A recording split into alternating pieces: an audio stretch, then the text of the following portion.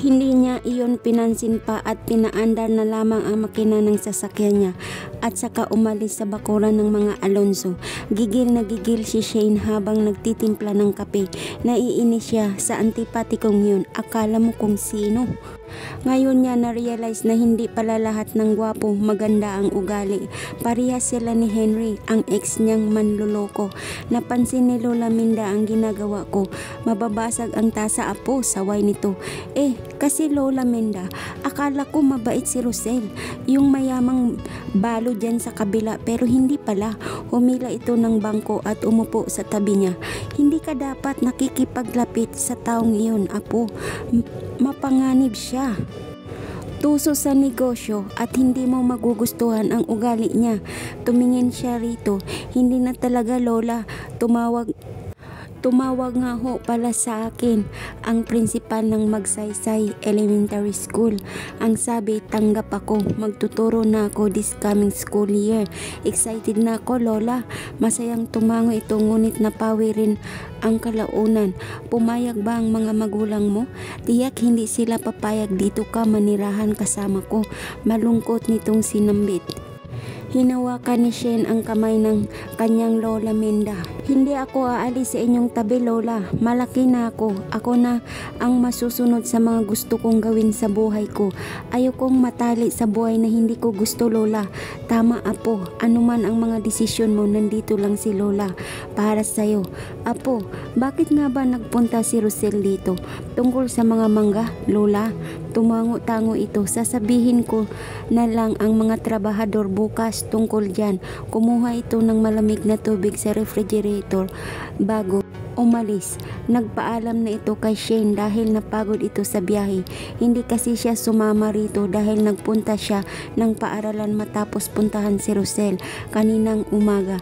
Matanda na ang kanyang lola pero hindi pa rin ito tumitigil sa pagpapatakbo ng asyenda at si Papa mas ginusto pa nitong umalis kaysa tulungan si Lola.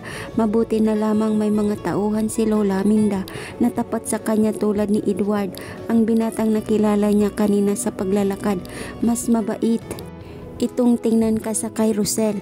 Ang mas bata si Edward kaysa rito. And speaking of him, mabilaukan ka sana. Walang naging maayos na tulog si Rosel kagabi. Lagi niyang naaalala si Shane, her sweet voice, her innocent face, her red lips na para bang masarap hakkan, ang maliit niyang bewang na gusto niyang sakatin. Napailing si Rosel habang nakatapat sa shower. Bakit ba niya pinagpapantasyahan ang dalagang iyon? She's a charming but is annoying. Hindi pa rin niya ipagpapalit si Philomena kay Shane o sa kung sino mang babae. Maybe on bed but not in my heart. Marami na siyang naging karelasyon pero lahat iyon ay sa kama lang, palipasan ng oras. Pagkatapos ng sex, wala na. Babalik na naman siya sa dati. The lonely Rosel Sebastian. Mabilis siyang nagbihis nang maalala na nandito pala sa bahay niya ang kanyang anak. Nakakauwi lang galing sa US.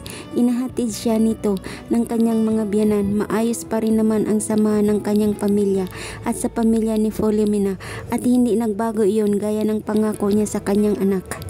Daddy, Daddy! Sigaw nito habang niyugyug ang braso niya. Hindi na ito makapaghintay na sakyan si Beauty, ang anak ni Kukoy. Nangako siya na pagdating nito ay mangangabayo silang dalawa at hindi niya babaliin ang pangakong iyon sa kanyang anak. Wait, sweetie, isuot mo na natin itong mga protective gears mo. Ngumuso ang anak niya. No need for that, Daddy. Malaki na ako. I can protect myself. Humutok nito. Tumawa siya ng mahina sa inasal ng anak niya. 7 years old pa lang ito. Pero mukhang matanda na kung magsalita. Alright, itinaas niya ang dalawang kamay, tanda ng pagsuko niya. Hinawakan siya nito sa kamay. Ang munting mga kamay nito nakahigpit ang kapit. Masaya si Rosel dahil kahit hindi ito lumaki sa kanya, ay mahal na mahal pa rin siya ng anak niya. At isang bagay iyon na ipinagpapasalamat niya sa kanyang mga biyanan. Daddy, bakit ka umiiyak? Did I say something? Takang tanong nito habang nakatingin sa kanya. Pinahid niya ang mga luha, umibis ba sa kanyang pisngi at lumuhod sa harapan nito. Masaya lang ako anak, ginulo niya ang buhok nito. Pero umiiyak ka. Paano ka magiging masaya daddy kung umiiyak ka? You know what? Umiiyak din si Lola Via nung dumating ako rito kagabi. Tapos wala ka. Tukoy nito sa kanyang ina. Sorry anak, busy kasi si daddy kahapon.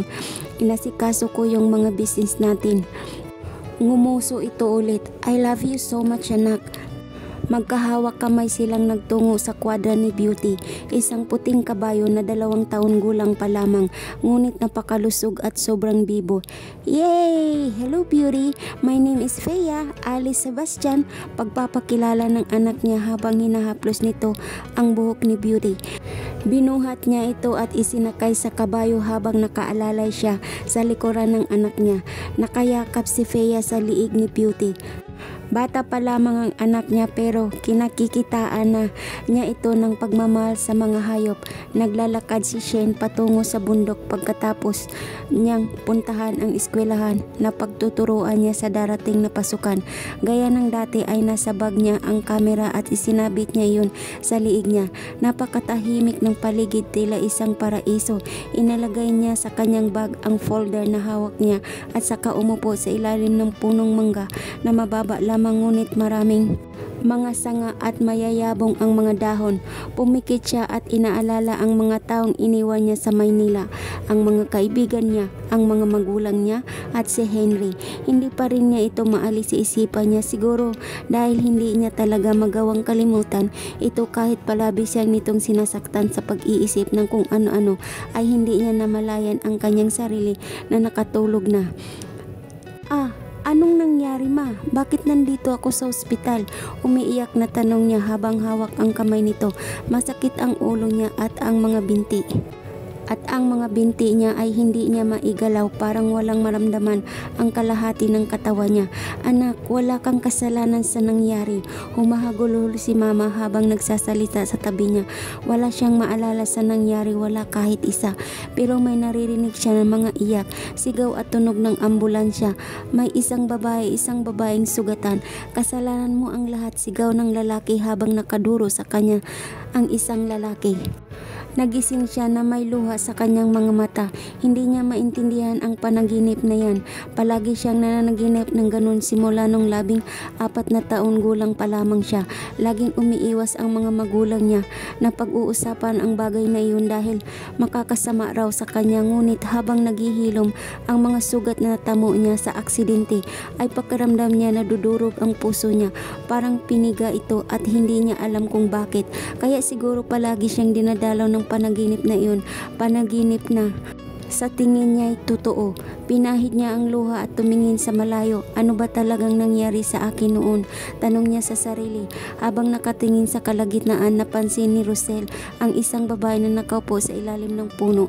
Malayo ang tingin at tila may malalim na iniisip. Alam niyang si Shane yun dahil sa kamerang suot-suot nito. Itinali niya si Beauty nang makita niya ito, ngunit hindi siya nito napansin. Marahil wala itong interes na pansinin siya sa kabila ng mga ginawa niya. Gusto niyang ilayo ang loob sa dalagang estranghero. Hindi niya kasi tiyak kung ano ang mangyayari. Hindi niya kasi tiyak kung ano ang maaari niyang gawin dito kapag hindi siya tumigil. Daddy, tawag ni Feya sa kanya. May hawak itong maliit na bola na kulay pink. What is that, sweetie? Nakangiting tanong niya habang lumalapit dito. Laro tayo? Kasama siya sa bahay turo sa babaeng naglalakad patungo sa aming dalawa. Hindi siya pwedeng maglaro, sweetie. Nakakaya, hindi mo siya kilala. Biglang tumakbo ang anak niya sa gawi ni Shane. Hinila nito ang kamay ng dalaga. My name is Feya Alice Sebastian. Pagpapakilala ng anak niya sa dalaga. Magiliw na mangumiti si Shane sa anak niya. My name is Shane Alonso. Pwede ba namin kayong makalaro ng daddy ko? Tanong ni Feya rito. Tumingin si Shane sa kanya. Nagtatanong ang mga mata nito. Tumango siya sa dalaga at muling iniwas ang tingin nito. Sa tingin niya, hindi magandang ideya na kasama nila nitong maglaro. Ngayon, hindi sila nito magkasundo. Ibinababa ni Shane ang mga gamit nito sa damuhan. Ngayon lang niya nakitang nakapantalon ang dalaga at plain white na binik shirt. Kadalasan kasi nakikita niya itong sexy ang suot at halos makita na ang kaluluwa. Pero kahit na balot ito, hindi maitanggi na sexy talaga itong tingnan. Napansin marahil ng dalaga ang tingin na ginagawa niya nito. Mr. Sebastian, magiging istokwa ka na lamang dyan? Ngisi pa nito. Naglalaro sila ng habulan kasama ang anak ni Rosel nung una. Hindi niya talaga gusto pero nabihag siya sa ngiti ng inosinteng anghel na sa harapan niya. Naglalaro sila ng habulan kasama ang anak ni Rosel. Nung una hindi niya talaga gusto pero nabihag siya sa ngiti ng inosenteng anghel na nasa harapan niya. Hindi ito kawangis ni Rosel at hindi maipagkakailang maganda ang namayapa nitong asawa. Nang mapagod si Fea ay naupo sila sa damuhan. Nagulat siya nang magpakandong ang bata sa kanya. Magiliw ang bata at napakagalang. Nakakahiyang ikumpara ang kabataan sa munting anghel na nasa tabi niya. Tanong nito, friend ba kayo ni Daddy? Ate Shane, nakatingala nitong tanong. Yes, pero hindi kami close. Inirapan niya si Rosel na umiinom ng tubig. Oh, okay, sweetie, come here. Uuwi na tayo. Inilahad ni Rosel ang kamay nito sa harap ni Fea. Tumayo ang bata at tumayo na rin siya. Bukas na lang ulit, Ate Shane. Nakangiting sabi nito. Lumakad ang mga ito palayo habang nakalingon pa. Habang nakalingon pa rin si Fea sa kanya, panay ang kaway nito sa gawi niya. Nilingon din siya ni Rosel pero sandali lang. Tila wala itong balak na pasalamatan siya. Nang makalayo ang mga ito, ipinasya na rin niyang umuwi na sa mansyon. Sumakay siya sa kotse niyang nakaparada sa gilid ng kakahuyan. Bumisina siya nang malampasan sina Rosel at Fea sa daan at sa kanya muling pinatakbo ang kotse niyang palayo sa mga ito. Binuhat ni Rosel si Fea na nakatulog na pala sa sofa. Marahil sa pagod nito sa paglalaro, hindi niya na namalayan. Pinapasalamatan si Shane dahil batid niyang alam na nito kung bakit malamig ang pakikitungo niya rito. Ang naging usapan nila kahapon ang nakikita niyang dahilan. Isa pa, hindi niya ugaling makipagkaibigan sa mga taong hindi niya lubusang kakilala. Nang maihatid niya si Fea sa kwarto niya ay nagpasya siyang maglakad-lakad sa labas ng bakura niya. Tanaw niya mula roon ang mansyon ng mga Alonso. Sir, hahaba ang liig nyo yan, sabi ni Manong Philip nang makita siya nito. Hahaha, tinawanan niya ang matanda. Hindi naman siguro, Manong. Gusto ho ba ninyong ng kape? Tanong nito at ibinaba ang timbang hawak nito. Galing marahil ito sa kwadra ng mga kabayo. Manong Philip, kilala mo ba si Shane? I mean, yung apo ni Doña Minda? Tanong niya rito na may pag-alinlangan. Umupo ito sa upuan kawayan na nasa tabi niya. Ang pagkakaalam ko ay maganda ang batang yun. Noon at hanggang ngayon. Bakit, sir? Nililigawan mo ba? O liligawan mo pa lang siya, sir? Hindi naman, Manong, wala sa itsura ko naligawan ang mas bata sa akin. Tumawa siya ng payapak. May kasabihan nga tayo, sir, hindi sa edad na susukat ang tunay na pag-ibig. Tumango-tango siya sa sinabi ng matanda. Tama ito pero hindi ang tulad ni Shane. Manong, magtimpla ka na lang ng kape. Baka kung saan pa na mapunta itong usapan nating dalawa. Utos niya rito na nakangiti. Tumalima ang matanda at sinunod siya. Bakit ba niya naisipang tanungin si Shane? Baka isipin pa nito na interesado siya sa babaeng yun. Sir, tawag ni Manang Linda. Tumakbo itong palapit sa kanya. Hawak nito ang cellphone niya. Bakit ho, Manang? Ibinigay nito ang cellphone niya. Kanina pa po, tunog ng tunog, may tumatawag sa inyo. Umalis din ito pagkabigay sa cellphone niya. Binuksan ni Rosel ang cellphone niya at tumampad ang mga missed calls ni Avery at mga message nito.